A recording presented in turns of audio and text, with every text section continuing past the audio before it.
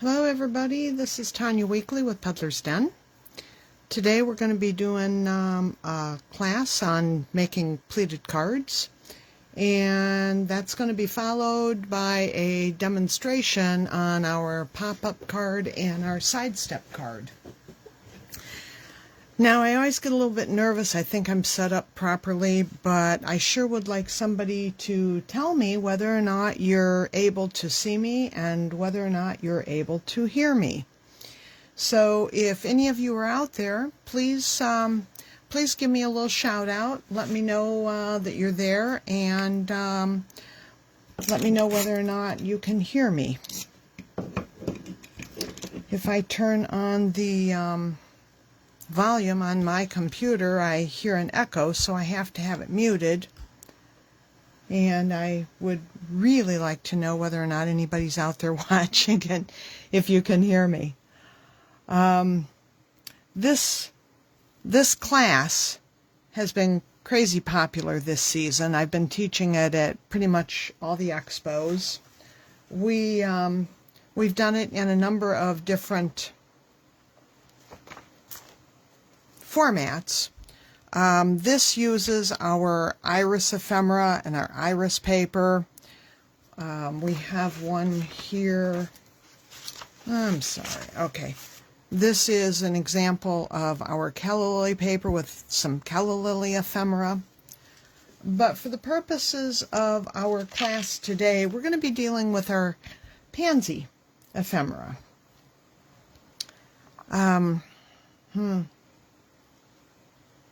Okay, well, I guess I'm going to just roll and hope that you can hear me.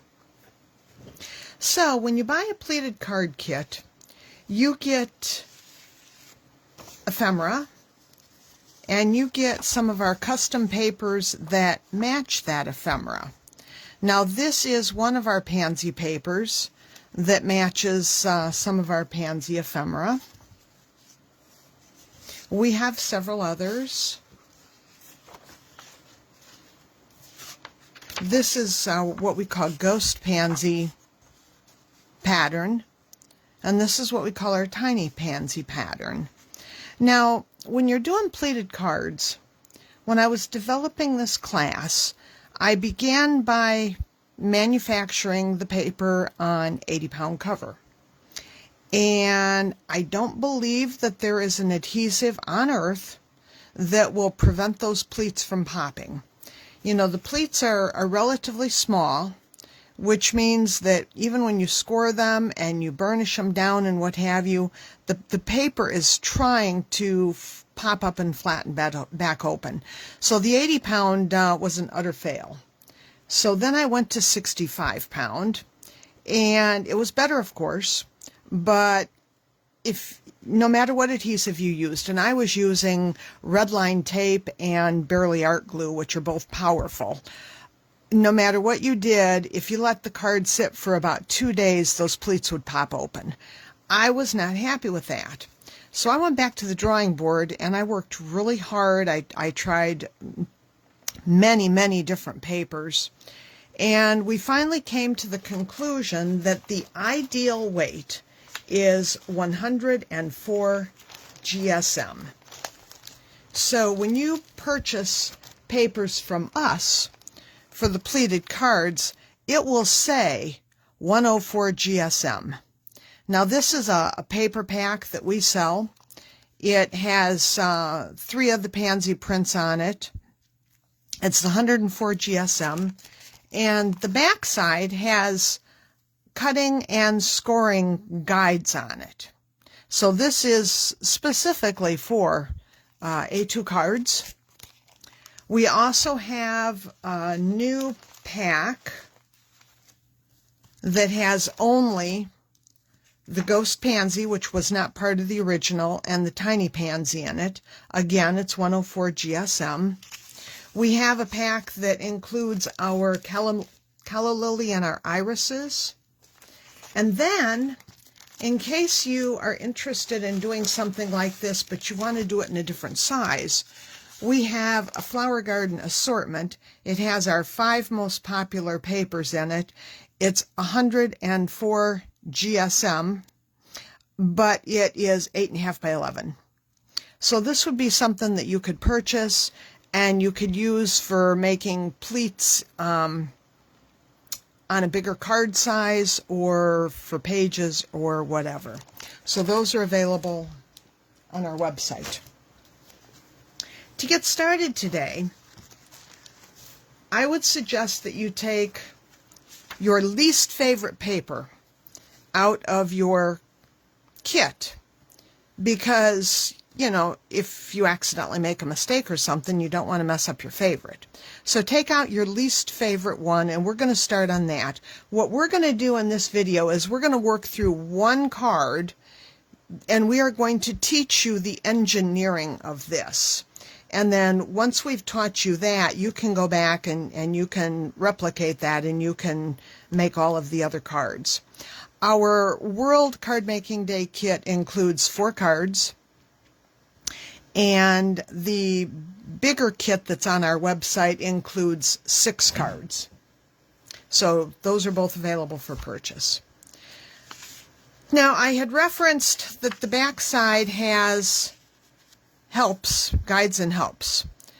The outer gray rectangle is what you will cut.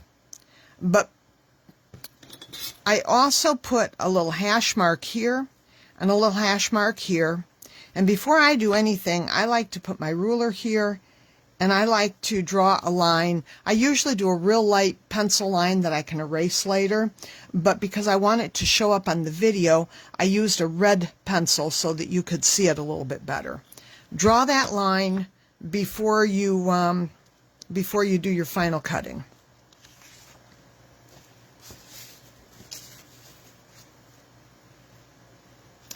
Then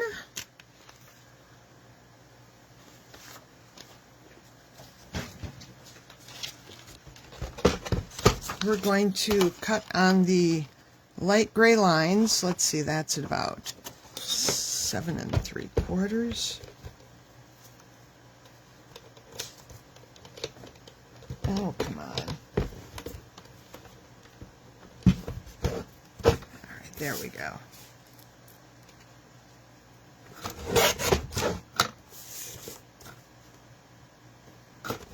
And one of the reasons we put the guides and the helps on the back side is when we're teaching this live, sometimes people don't have suitable paper cutters or whatever, and in a pinch, they can get by cutting by hand.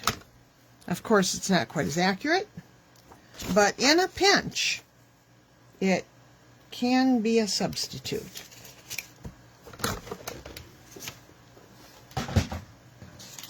Okay, so now I have, I probably should have put a colored piece of paper under here so you could see it better, but now we have cut off the outer edges. We've cut on that gray rectangle. We already have our diagonal drawn on our papers. And if you go back to your instructions, this is where you are. Along the bottom, you have 6 gray guides that show you where you're going to do your folds and your pleats. We're going to refer to this as the bottom. We're going to refer to this as the top. This, if you don't have the hash marks on them, because the very first printing we did, we didn't have those. We added them later. This height can be anywheres from 1 3/4 to 2.5, depending on your own personal preferences. I tend to favor the 1 3/4, but there's a lot of room for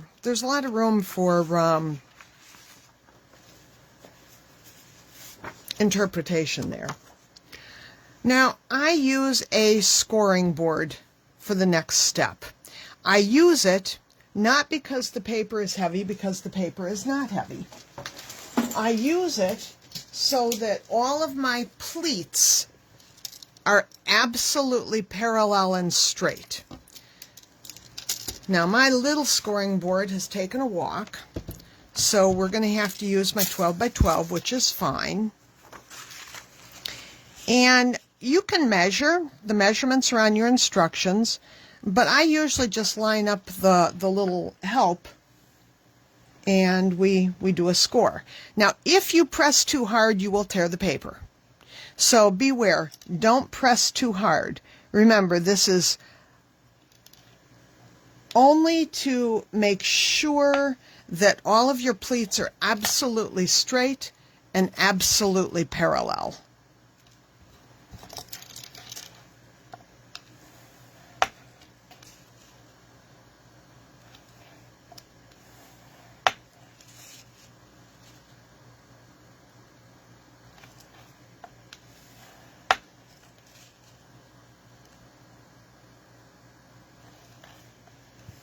Okay, now I have done that. I'm going to set my scoring board aside. And I'm going to grab my paper trimmer again. And I am going to cut on my diagonal, on my, my pencil mark, which in my case is red, and in your case will probably be a light gray that you can erase.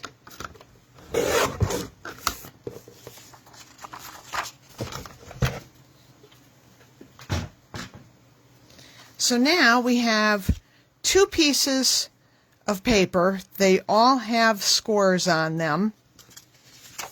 This is what they look like.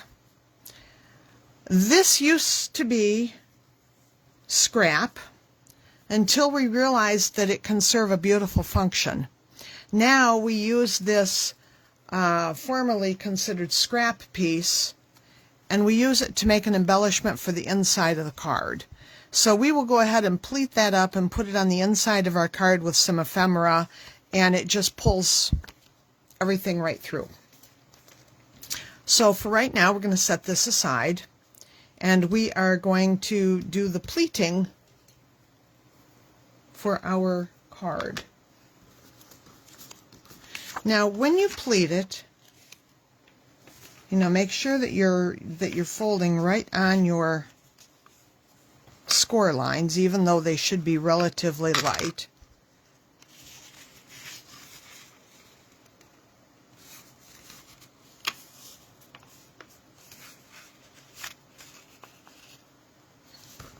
Now, if you look closely, you can see my red line because it was, I didn't try to erase it. It's hard to erase Prismacolor, and that's what I used. But you can see that I'm going back and forth, and I am using my bone folder to smooth them out. You should be able to see, if you're doing this correctly, a little white triangle here.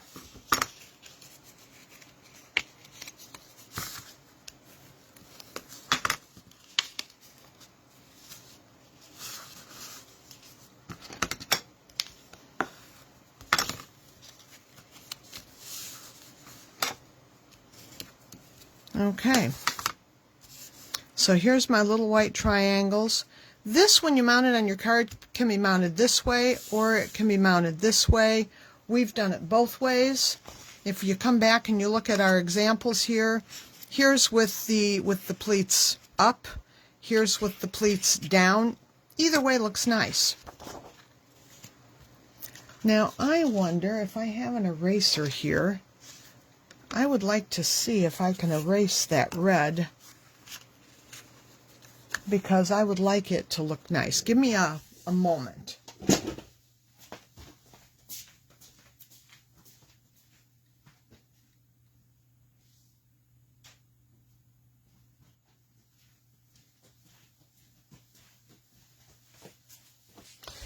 This is my Prismacolor eraser, so let's see how good it works.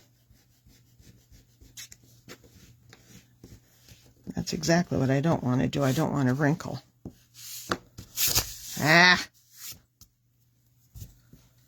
And it got a lot of it. Now I'm going to go back and I'm going to use one of these to see if I can get it even a little bit cleaner. But this is why I tell you to use an erasable, because even though this is not probably noticeable to somebody else, I can see it and I don't like it. Alrighty. So we are back to this. Now, you have to adhere, you have to glue or tape each pleat on this side, and when you get that done, you're going to flip it over and you're going to do it on the back side. So I am going to grab an adhesive and I'm going to start doing that on mine.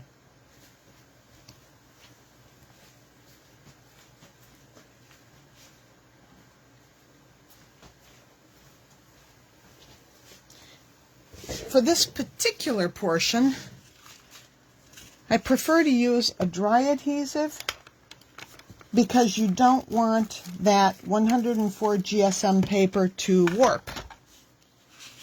So we're trying to use a dry adhesive here, and in my case that's a tape runner. I got that one just a little too far over, dang it. Let me roll this back a little bit. There we go, and it rolls back nicely. And we are good to go. When you're using a wide one like I use, that's always a risk.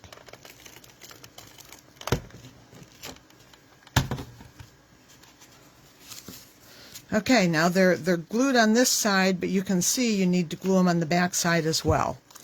So we're going to come back here, and we're also going to glue them back here.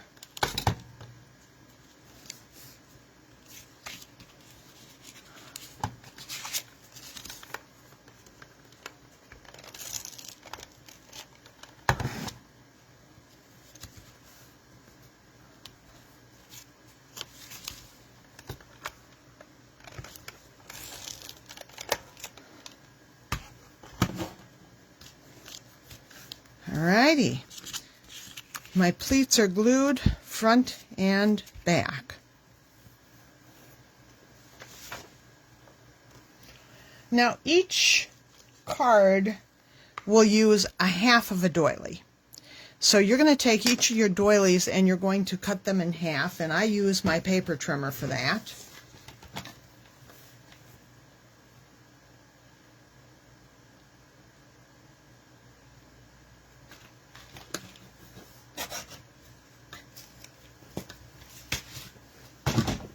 So now I have two half doilies.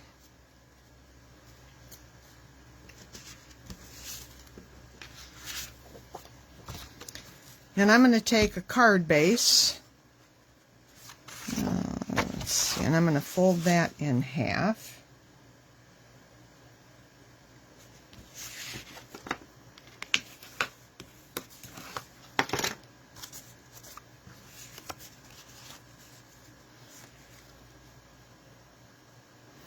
Now you might want, I wonder if this card base, I just grabbed one off of my pile.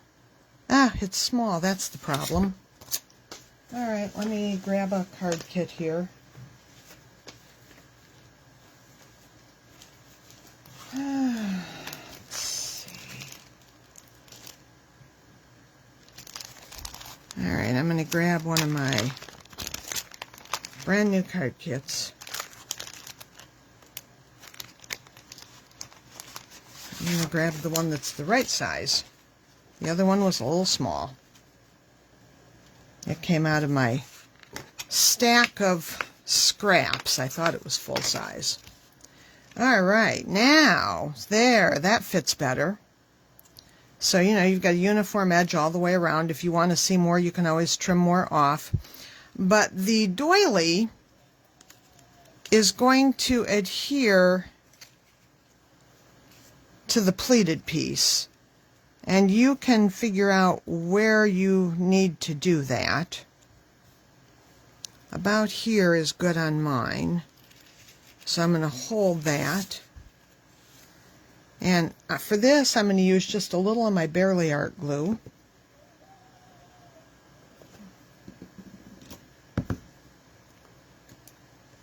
And I'm going to put just a little bit of the Bearly Art glue on the solid part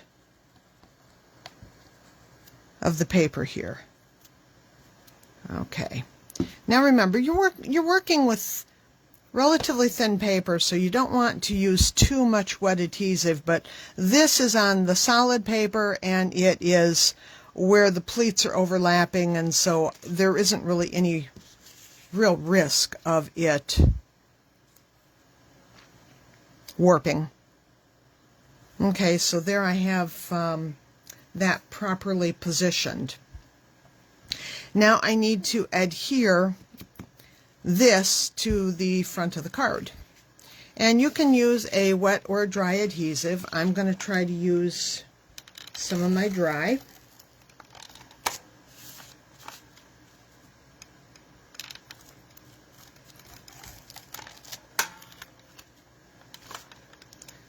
Put a little bit right there. And a little bit there. Alrighty. Now we're going to mount this on here, hopefully getting it somewhat straight and centered. Alright, there we go. Now, this is a real vulnerability. That's very delicate. Anything could catch on that and tear it, and we want to strengthen it.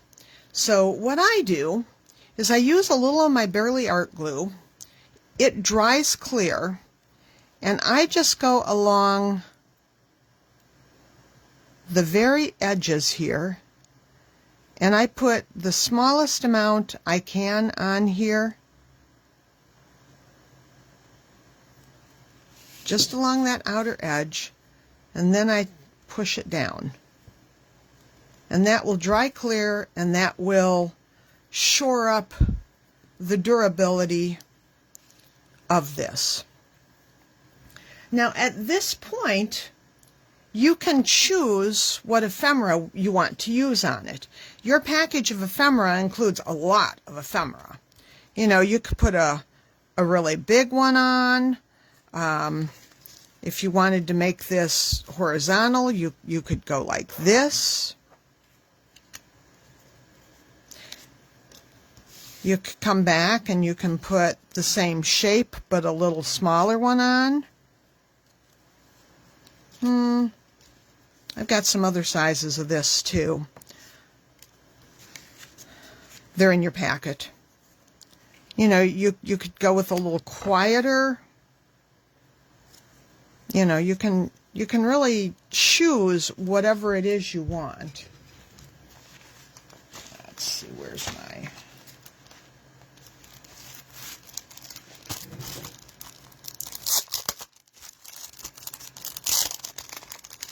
This is a used package, so I'm not sure what's left in here for sizes and what have you. This one I like a lot. That's the one I want. So I'm going to set these aside. Now when it comes to putting the ephemera on, I like to use the wet glue because I like to be able to get glue out onto all of the little points. And you don't need much. You should be kind of sparing with it. But I like to get it on every little piece that sticks out to make them less vulnerable to catching on things.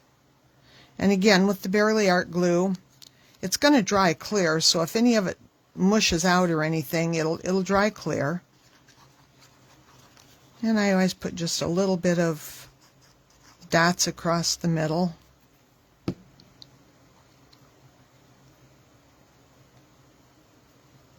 And then I'm going to put it right here. Now, your package includes a whole set of self-adhesive gems. These are 3mm rounds, and you can use them to bling things up any way you want. I typically will put one in the middle of each pansy, and then I put some along the pleats. Now, before we get too involved with that, let's go back before I forget, and let's do our scrap pleat that's going to go on the inside of our card. And again, my red line is showing, which I don't care for. So I am going to have to see if I can erase that.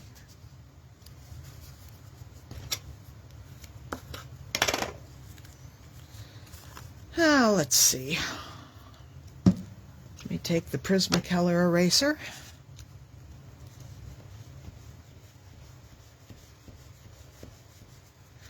And it doesn't erase it as well as I would like. There is another option. It's an option I'm going to exercise. I am going to put this back in my cutter. This keeps locking on me. And I am going to shave that off. That strikes me as the better option. Gone. Yay. So, just like we did before, we have to seal these pleats front and back.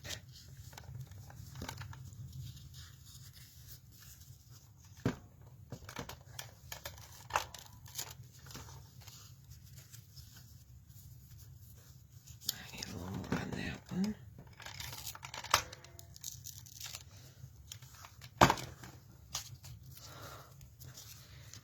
Now we need to come onto the back side. I need to glue them shut on the back side.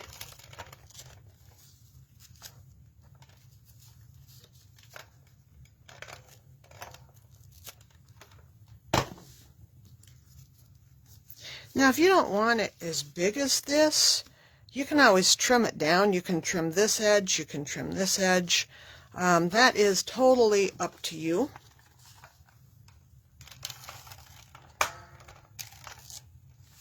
Alright, I've got a little bit hanging out here. I'm going to roll that down. And I'm going to come across here. And again, I'm going to roll that down. And then I'm going to put this right here.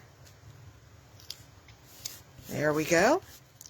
And I want some ephemera for in here. So I'm going to go back to my ephemera package. And I'm going to see what small pieces I have. I have that. I have this. That looks a little too small to me. I have this, which would be okay. But I actually think I like that one, so that's what we're going to go with.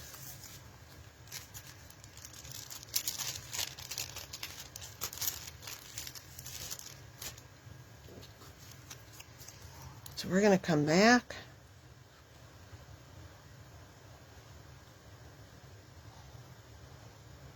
I'm using the Barely Art glue again so that I get all the little pieces.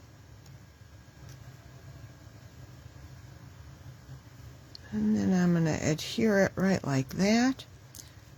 Oops, just up just a smidge. There we go. Now for the gems, I like to bling mine up.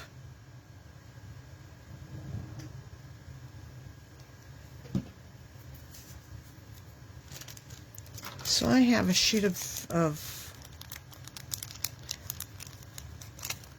gems here. Now, in the past, I always set my gems with my fingernails, and that's fine. Some people use tweezers, and that's fine. But a friend of mine always used what she called a pokey tool. A pokey tool is more or less a paper piercer. So I tried that, and I rather like how it works. So I'm going to come back to the front.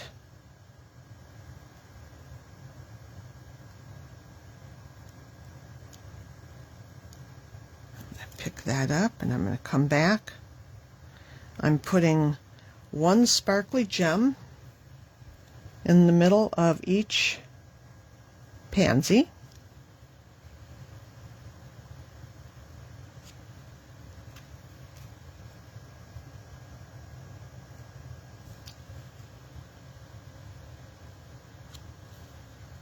And then I like to have some on the pleats. I like to draw attention to the pleats, which is, after all, now to do that you can put them here, or you can put them along the edge.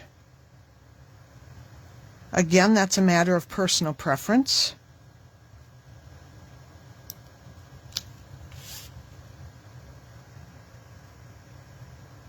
And you can put as many or as few as you want. I like to try to use odd numbers, so 3 works for me.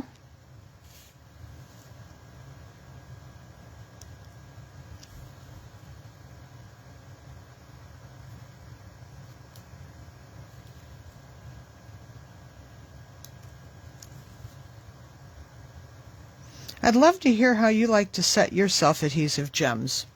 Do you use fingernails? Do you use tweezers?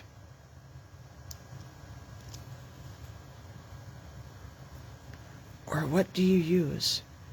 Hey Joni, I see you're watching. I hope you can hear me. Can you just tell me?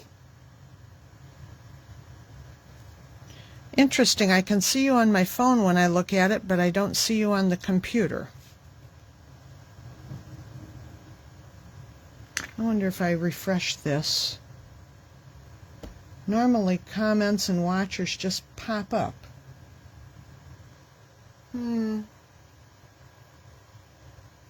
Alright, well, we'll just keep going here.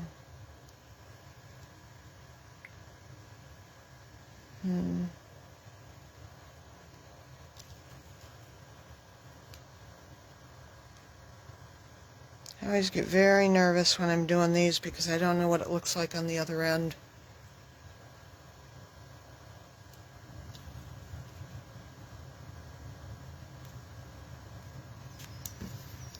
Okay, so this is the result.